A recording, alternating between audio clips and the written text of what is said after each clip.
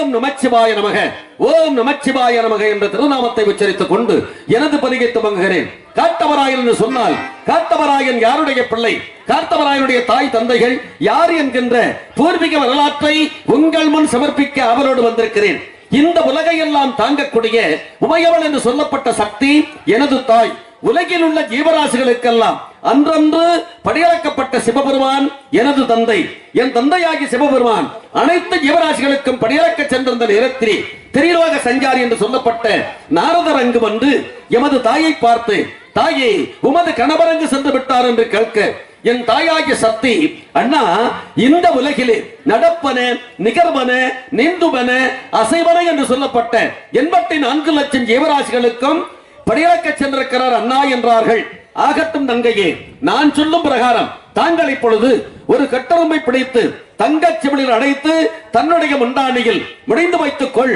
அந்த ஜீவனுக்கும் உனது கணவர் எப்படி படியளப்பார் என்பதை பார்ப்போம் என்று சொல்லி சென்றார்கள்.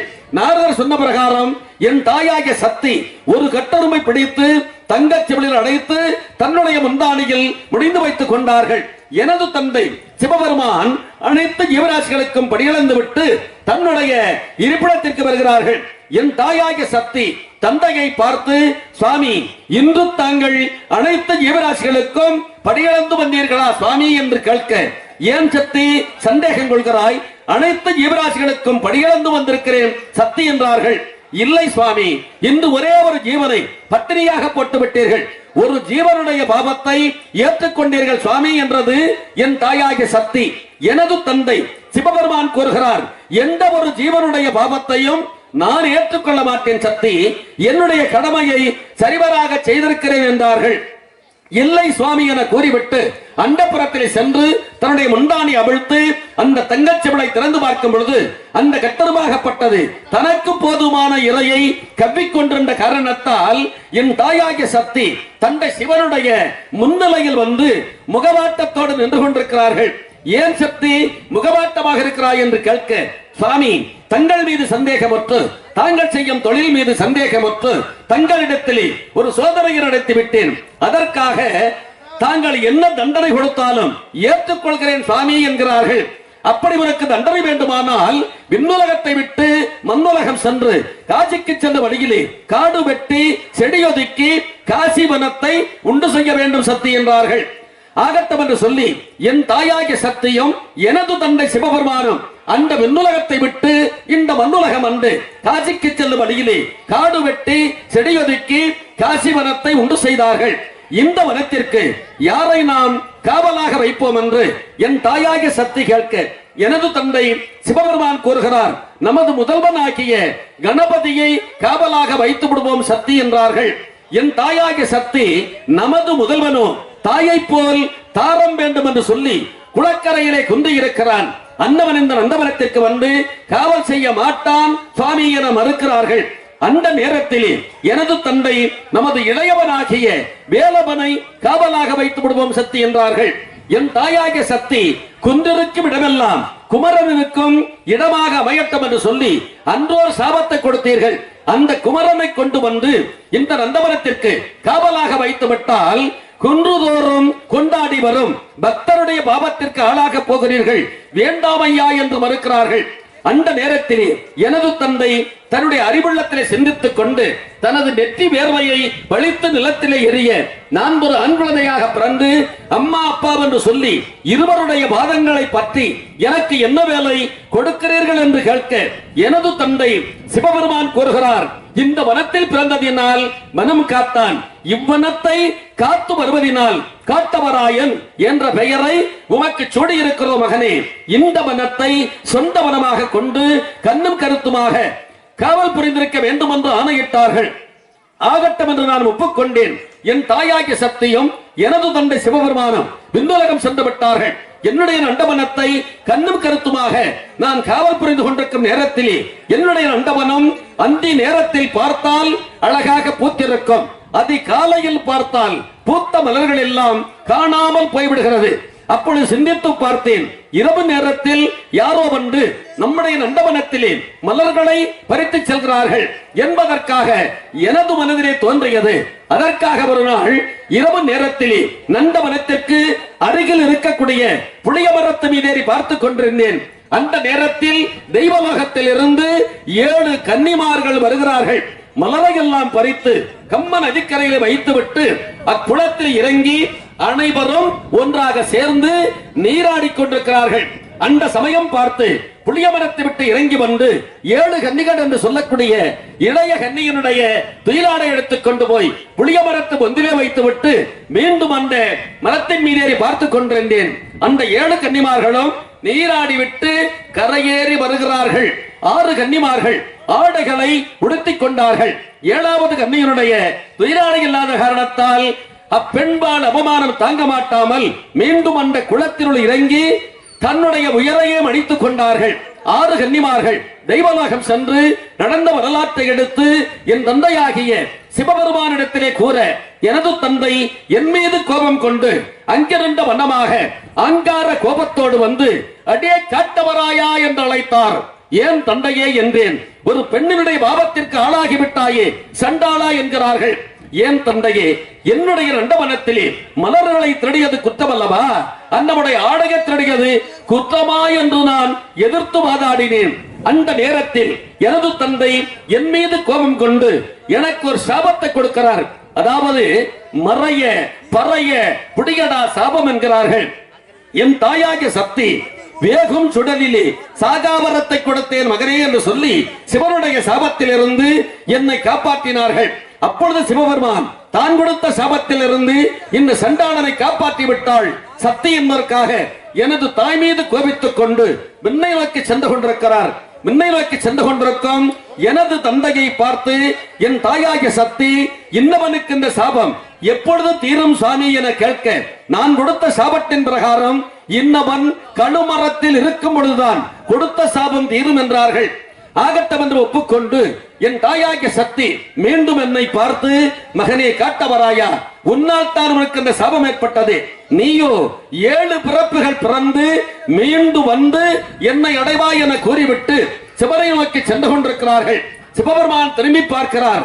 தாயும் பிள்ளையும் தனித்தனியாக வாழ்வது மாபெரும் குற்றம் என்று நினைத்து இந்த காட்டவராயனுக்கு துணையாக என் தாயாகிய சக்தியை காமாட்சி என்ற பெயர் படைத்து காஞ்சிபுரம் கம்மன் நதிக்கரையிலே ஆலமரத்து நடையில் தவமிருக்க செய்துவிட்டு சிவபெருமான் ஒருவர் மட்டும் சென்று விட்டார் விண்ணுலகம். என் தாயாகிய சக்தி காமாட்சி என்ற பெயரால் காஞ்சிபுரம் கம்மன் நதிக்கரையிலே ஆலமரத்து நடையில் தவம் செய்து கொண்டிருக்கிறார்கள். அப்படி தவம் செய்து கொண்டிருக்கும் எனது அன்னையை நான் போய் தரிசிக்க வேண்டும். ஆனால் நான் 7 பிறப்புகள் பிறந்தல்லவா, மீண்டும் போய் தரிசிக்க வேண்டும் என்பதற்காக முதலாவது யானையின் வயிற்றில் பிறந்தேன், 2வது சிங்கத்தின் வயிற்றில் பிறந்தேன், 3வது யாழியின் வயிற்றில் பிறந்தேன், 4வது நாக சர்ப்பத்தின் வயிற்றில் பிறந்தேன், 5வது மான் வயிற்றில் பிறந்தேன், 6வது கிளி வயிற்றில் பிறந்தேன், 7வது சிகப்புடையான் வீட்டிலே பிறந்து வளர்ந்து என் தாயாகி காமாட்சி போய் தரிசிக்க என்னை ஏறிட்டு பார்க்கவில்லை. எதற்காக? தன்னுடைய மகன் முகத்தை காண்பதை தவிர மற்றவருடைய திருமுகங்களை காணக்கூடாது என்பதற்காக 2 கரங்களை ஏந்தி 2 கண்களை மூடி தவம் செய்து கொண்டிருக்கிறார்கள். அப்படி தவம் செய்து கொண்டிருக்கும் எனது அன்னையை நான் போய் தரிசிக்க என்னையும் ஏறிட்டு பார்க்கவில்லை. அந்த நேரத்திலே நான் ஒரு கீரை தண்டாக வடிவம் எடுத்து எமது தாயினுடைய முகத்திலே மோதினேன்.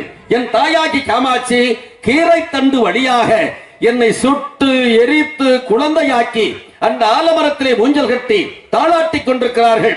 அந்த சமயத்திலே கொல்லிமலை கன்னிகள் என்று சொல்லப்பட்டவர்கள் 7 பேரும் குழந்தை செல்வத்திற்காக என் தாயாகி காமாட்சி வந்து தரிசித்து ஊஞ்சலில் ஆடிக்கொண்டிருந்த இக்குழந்தையை பார்த்துவிட்டு இந்த குழந்தையை எங்களுக்கு தானமாக கொடுக்க வேண்டும் என்று கேட்க என் அன்னையாக்கி காமாட்சி என்னை எடுத்து அந்த கொல்லிமலை கன்னிகளிடம் ஒப்படைத்து விட்டார்கள்.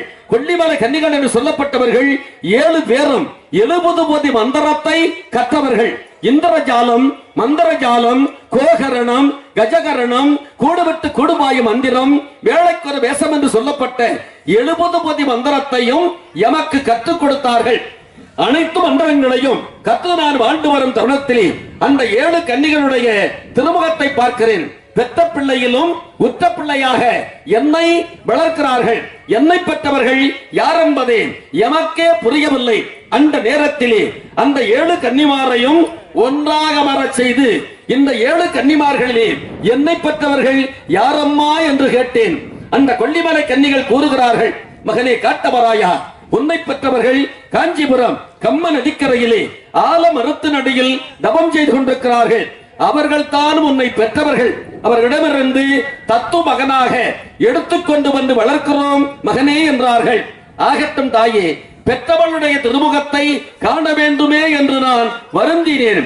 பெற்றவள் காமாட்சியாக இருந்தாலும் உன்னுடைய தேகத்திற்கு ஊக்கமும் உற்சாகம் கொடுத்து நல்லவனாக வல்லவனாக வாழ வேண்டும் என்ற எண்ணத்தோடு வளர்த்தவர்கள் நாங்கள். உன்னுடைய அங்கத்திற்கும் ஆவிக்கும் எவ்விதமான பங்கம் ஏற்படும் தருணத்திலே கொல்லிமலை கன்னிகளா என்று பேர் சொல்லி கூப்பிட்டு அழைத்தால் அந்த நேரத்தில் வந்து உன்னுடைய ஆவியையும் அங்கத்தையும் காப்பாற்றுகிறோம் மகனே என்று சொல்லி அந்த 7 கன்னிமார்களும் ஒன்றாக சேர்ந்து எனக்கு சத்தியம் செய்து கொடுத்தார்கள்.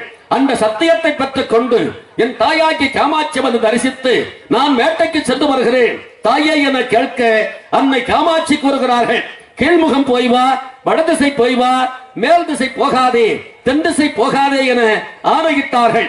எமது தாயினுடைய சொல்லை மீறி மேலே மலையாளம் என்று சொல்லக்கூடிய தேசத்தை சென்று பார்க்கிறேன். மலையாளம் என்னும் தேசத்தை ராமாநாயக்கர், சின்னா நாயக்கர் என்று சொல்லக்கூடியவர்கள் ஆராய்ச்சி மணிகட்டி ஆண்டு கொண்டு வருகிறார்கள். அப்படிப்பட்ட தேசத்திலே நான் ஒரு பிச்சைக்காரனாக வடிவம் எடுத்து அம்மா தாயே என பிச்சை கேட்க யார் ஒருவரும் பிச்சை போட மறுக்கிறார்கள். என்ன காரணம் என்று கேட்டேன். எமது அரசுடைய உத்தரவில்லாமல் எவ்விதமான தர்மங்களையும் செய்ய மாட்டோம் என்கிறார்கள். ஆகட்டம் என்று ஒப்புக்கொண்டு கொல்லிமலை கன்னிகளிடம் நான் கற்றிருந்த மந்திரத்தால் மலையாள தேசங்கள் முழுவதும் பாம்புகள் புரண்டோடும்படியாக செய்தேன். பாம்புகள் புரண்டோட மக்கள் எல்லோரும் திரண்டோடி மன்னன் ராமநாயக்கரிடத்திலே சென்று முறையிட மன்னன் ராமநாயக்கர் நேரடியாக வந்து இந்த மலையாள மந்திரத்திற்கு எது மந்திரம் கற்றவனா நீ, நான் வைக்கும் ஓடி மந்திரத்தை உன்னால் எடுக்க முடியுமா என்று கேட்கிறார். ஆகட்டம் என்று நான் ஒப்புக்கொண்டேன். அப்படி நான் வைக்கக்கூடிய மோடி மந்திரத்தை நீ எடுத்து விட்டால் நான் வளர்த்து வரும் தத்து மகன் என்று சொல்லக்கூடிய சின்னானை உனக்கு அடிமையாக அனுப்புகிறேன். அப்படி நீ எடுக்கவில்லையானால் உன்னுடைய வாழ்நாள் முழுவதும் எங்கள் மூவருக்கும் நீ அடிமையாக இருக்க வேண்டும் என்று சொல்லி விருது சம்பிரதாயத்தை கூறி அந்த மோடியை வைத்தார்கள். மோடியை எடுப்பதற்காக முயன்றேன், மயங்கி விழுந்து விட்டேன். அந்த நேரத்திலே அந்த வீதி மார்க்கமாக எங்கள் ஆபத்து பாண்டவனுடைய மக்கள் மான்கருப்பி பூங்கரிப்பு என்று சொல்லக்கூடியவர்கள் தயிர்மோர் விற்றுக் கொண்டு வருகிறார்கள். என்னை பார்த்தவுடனே அத்தை மகன் காட்டவராய சுவாமி மயங்கி கிடக்கிறார். இன்னும் சிறிது நேரம் இருந்தால் இவர் இறந்தே போய்விடுவார் என்பதற்காக தனது தந்தையாக்கிய பரந்தாமனிடத்திலே சென்று முறையிட என் தாய்மாமனாகிய பரந்தாமல் அங்கிருந்த வண்ணமாக தன்னுடைய சக்கரத்தை ஏவிவிட அச்சக்கரமாகப்பட்டது அந்த புறத்திலே கொலுவிருந்த ராமநாயக்கருடைய சிரசை அறுத்து கொண்டு வந்து என் அருகிலே போட மலையாள மந்திரம் என்று சொல்லக்கூடிய மோடியை வென்று விட்டேன். மோடியை வென்ற காரணத்தால் தத்துமகன் என்று சொல்லக்கூடிய சின்னானை அடிமையாக கொண்டு என் தாயாகி காமாட்சியை நாங்கள் இருவரும் சேர்ந்து தரிசித்து இருவரும் வேட்டைக்கு சென்று வருகிறோம் தாயே என கேட்க அன்னை காமாட்சி மீண்டும் கூறுகிறார்கள், கீழ்முகம் போய் வாருங்கள், வடதிசை போய் வாருங்கள், மேல் திசையும் சென்று வாருங்கள், ஆனால் தென் திசை மட்டும் போக வேண்டாம் என ஆணையிட்டார்கள். எமது தாயினுடைய சொல்லை மீறி அண்ணன் தம்பி 2 பேரும் வேட்டை மார்க்கமாக சென்றோம். தெற்கு முகமாக சென்று வேட்டைகள் ஆடி களைப்புற்று எங்கேயாகிலும் தண்ணீர் கிடைக்குமா தம்பி என்று கேட்க எனது தந்தையாகிய சின்னான் கூறுகிறான், அருகிலே ஒரு மஞ்சளாறு ஓடிக்கொண்டிருக்கிறது, அங்கு சென்று ஜலம் அருந்துவோம் வாருங்கள் அண்ணாவென்று என்னை அழைத்து சென்றான். அங்கு சென்று பார்க்கும் பொழுது அந்த நீராகப்பட்டது அத்தீர் பன்னீர் புன்னுகு ஜவ்வாதுகள் பரிமள வாடைகள் வீசிக்கொண்டு வந்தன. இந்த நீராகப்பட்டது எங்கிருந்து வருகிறது, இவ்வளவு வாசனைகளோடு திரண்டு வரவேண்டிய காரணம் என்னவென்று கேட்டேன். என் தம்பியாகி சின்னான் அஞ்சன மை போட்டு பார்த்து, அதாவது புத்தூர் அக்ராகரம் புதுச்சேரி நல்பேட்டையில் 1000 ஐயன்மார்களுக்கும் அருமை திருமகள் என்று சொல்லப்பட்ட ஆரிய மாலா என்ற ஒரு பெண்பாள் குளிக்கக்கூடிய நீராகப்பட்டது ஆற்றிலே வந்து கலக்கிற காரணத்தால் ஆறு முழுவதும் இத்தனை வாசனைகளோடு திரண்டு வருகிறது அண்ணாவென்று எடுத்து கூறினான். ஒரு பெண்பால் குளிக்கக்கூடிய நீராகப்பட்டது ஆற்றிலே வந்து கலந்தவுடனே இத்தனை வாசனைகளோடு திரண்டு வருகிறது என்றால் அந்த பெண் எப்படிப்பட்டவள்? அன்னவளை காண வேண்டுமே தம்பி என்று சொல்ல என் தம்பியாகி சின்னான் மீண்டும் கூறுகிறான், மனித வடிவத்திலே சென்று அந்த மங்கையை காண முடியாது. நீ ஒரு மச்ச வடிவம் எடுத்து சென்று அந்த மங்கையை பார்த்துவிட்டு வாருங்கள் அண்ணாவென்று எனக்கு ஆணையிட்டான். ஆகட்டம் என்று சொல்லினான். மச்ச வடிவம் எடுத்து வருகிற நீரிலே எது நீச்சலாக போய்க் கொண்டிருக்கிறேன். நான் அப்படி செல்லும் பொழுது அந்த நீரிலே வாழப்பட்ட 1000 பெண்கண்டைகள் என்னுடைய அழகிலே மயங்கி என்னை வழிமறித்துக் கொண்டது. அந்த நேரத்திலே கொல்லிமலை கனக பூதங்களை வரவழைத்து 1000 ஆண் கண்டைகளாக மாறும்படியாக செய்து ஆண் கண்டையும் பெண் கண்டையும் இணையும்படியாக செய்துவிட்டு நான் ஒருவனாக சென்றேன் மச்ச வடிவத்திலே. அங்கு சென்று பார்க்கும் பொழுது அந்த ஆரியமாலா என்று சொல்லக்கூடிய பெண்ணாகப்பட்டவள் 7 திரை கட்டி 7 திரையினுள் குளித்துக் கொண்டிருக்கிறார்கள். அந்த 7 திரையையும் கிழித்து உள்ளே சென்று அன்னவுடைய அண்டா பிண்டங்களை எல்லாம் பார்த்து நான் ரசித்துக் கொண்டிருக்கும் தருணத்திலே அன்னவனுடைய கூந்தலிலே ஒரு கூந்தலாகப்பட்டது என்னுடைய 2 இறக்கைகளிலும் சுற்றி கொண்டது.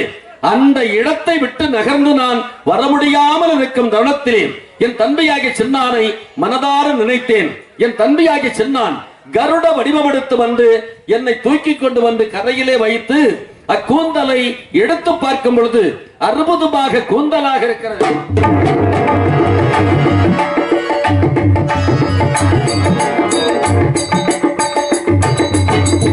கூந்தலோ இவ்வளவு என்றால் அந்த கொடியடையால் எப்படிப்பட்டவளாக இருக்க வேண்டும்? மயிலோ இவ்வளவு என்றால் அந்த மயிலடையால் எப்படிப்பட்டவளாக இருக்க வேண்டும்? மணந்தால் ஆரிய மாலாவை மணக்க வேண்டும், இல்லையானால் இந்த மண்ணுக்கு இரையாக வேண்டும் என்று சொல்லி அன்று வைத்தேன் என்ற ஆரிய மாலாவின் மீது ஆசை. என் தம்பியாகி சின்னானுக்கோ 6 மனைவிமார்கள். தன்னுடைய மனைவி மக்களை பார்த்து வருகிறேன் என்பதற்காக மலையாளம் சென்றான். 2 நாள் விடைபெற்று இன்றோடு 3 நாளாகியும் அன்னவன் இன்னும் வரவில்லை. அன்னவனுடைய வருகையை எதிர்பார்த்து அன்னவனையும் அழைத்துக் கொண்டு என் தாயாகி காமாட்சிக்கு செய்ய வேண்டிய காலை மாலை உச்சி என்று சொல்லப்பட்ட முப்பூஜைகளை செய்து முடித்துவிட்டு அன்னையினுடைய ஆலயத்திலே நாம் அனைவரும் ஓர்முகமாக இருந்து ஆரிய மாலாவை சிறையெடுப்பதற்கு எனது அன்னை காமாட்சியிடத்திலே விடைபெற வேண்டும். சரி விடு.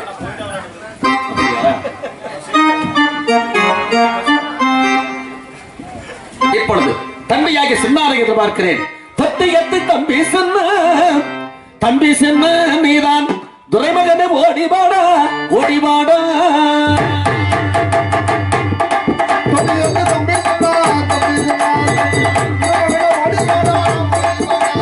தத்தையத்து தம்பி சின்ன தம்பி சின்ன நீதான் துரைமகனை ஓடிவாடா ஓடிவாடா.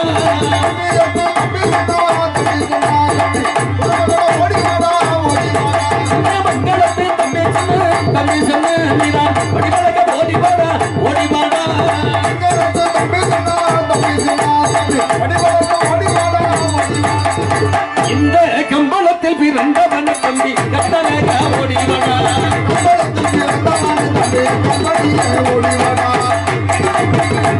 தம்பி கட்டளக ஓடிவடா.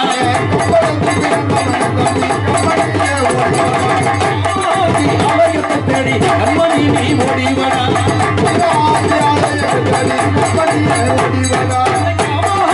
ஆலயத்தை தேடி கண்மணி நீ ஓடிவடா.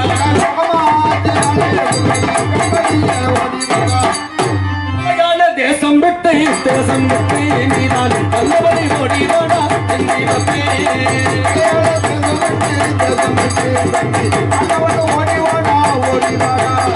மலையாள தேசம் விட்டு தேசம் விட்டு நீதான் அல்லவரை ஓடிவாடா.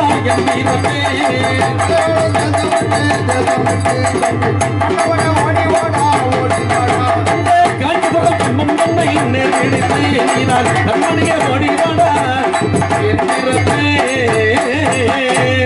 தம்பி சின்ன புறப்பட்டு வாருங்கள். இப்படி